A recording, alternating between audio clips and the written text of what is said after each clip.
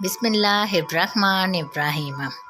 हज़रत आयशा रज़ी अल्लाह ताला अन्हा बयान करती हैं, रसूल अल्लाह सल्लल्लाहु अलैहि वसल्लम ने फरमाया, सहज झगड़ालू शख्स अल्लाह के नज़दीक इंतहाई नापसंदीदा शख्स है। मशकातुल मसाबी हदीस नंबर 3762। हज़रत इब्ने अब्बास रज़ी अल्लाह ताला अन्हु से रवायत है कि रसूल अल्लाह सल्लल्लाहु अलैहि वसल्लम ने कसम और एक गवाह के साथ फ़ैसला किया।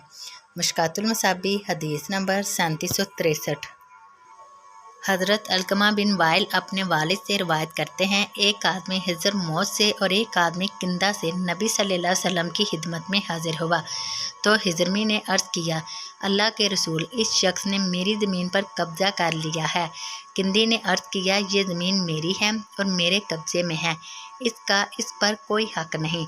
नबी सल्लल्लाहु अलैहि वसल्लम ने हिजरमी से फरमाया, क्या तुम्हारे पास कोई दलील है? इसने अर्ज़ किया, नहीं।